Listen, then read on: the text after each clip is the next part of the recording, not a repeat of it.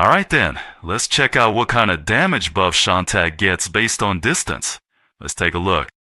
I tried changing the distance in 100-meter increments, but from 10 meters up to 300 meters, there was no change. Starting from 450 meters, you can clearly see the buff kicking in. And at 950 meters, you hit the max of 200%. Flambé, channel 4.0.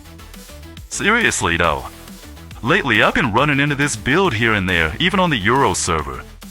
I bet the enemy commanders are thinking, man, this is just the best. No joke, getting targeted from almost 800 meters away in the sky. Well, that's the kind of firepower that makes you lose your mind. And you know, when it comes to builds that make people rage, Flambé just loves those, right?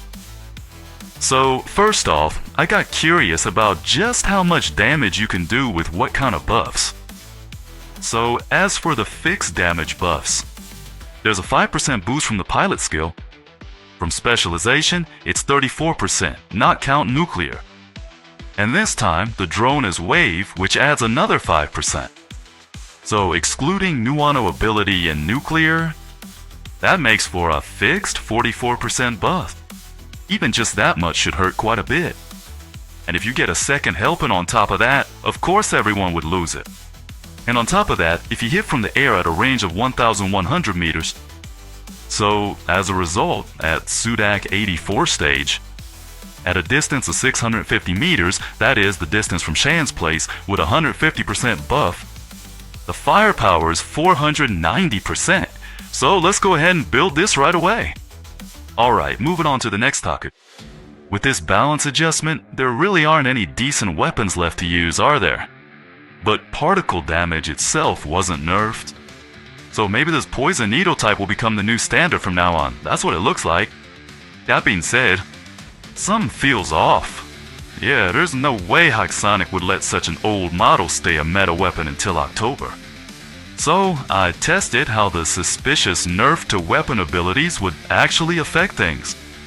Actually, I was planning to upload this video on Sunday. I had a hard time getting the kill time code on this control panel to work properly. Here's the simulation formula for Recoveros.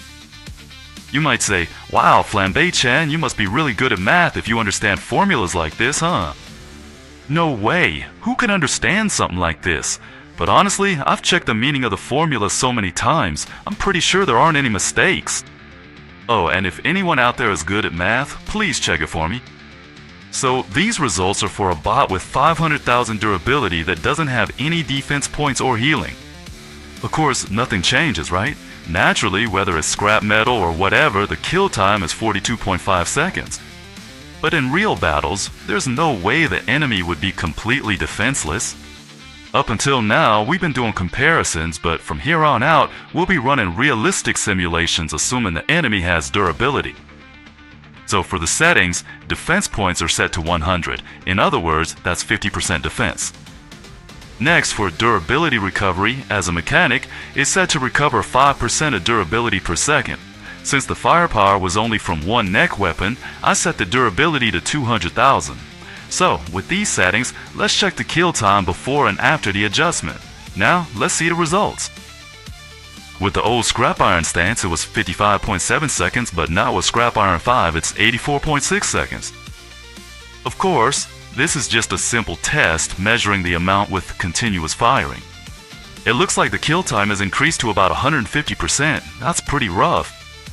In other words, under these conditions, sustained firepower drops to 66%. I see. So that's how it is after all. In other words, not only does the number of ricochets drop to 83%, but if you also take into account the common enemy durability systems, it ends up being a pretty significant nerf. So with that in mind, the weapons that are about to be released will be like, wow, these are the best, and well, that's how it goes, I guess. So from now on, using this simulator, we'll be able to track how nerfs have changed over time, just how much things have turned into scrap, and how much durability or firepower has been reduced since release. If possible, I'll make this a recurring segment in the latter half of each video as a continuous testing series, so please look forward to it. Now for the final topic. We've looked into what kind of situations have arisen since the adjustments that turn things into scrap, especially after becoming bow robots.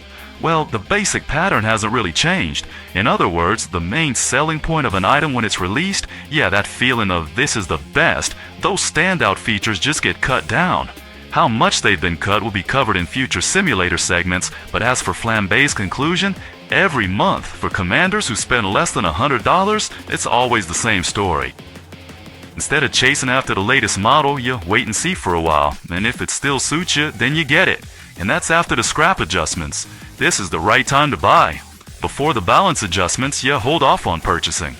Basically, everything eventually turns into scrap anyway. So you choose which items to get, and the right timing is after the balance adjustments. That's the conclusion we came to. Thank you for watching. I look forward to seeing you again next time. Take care.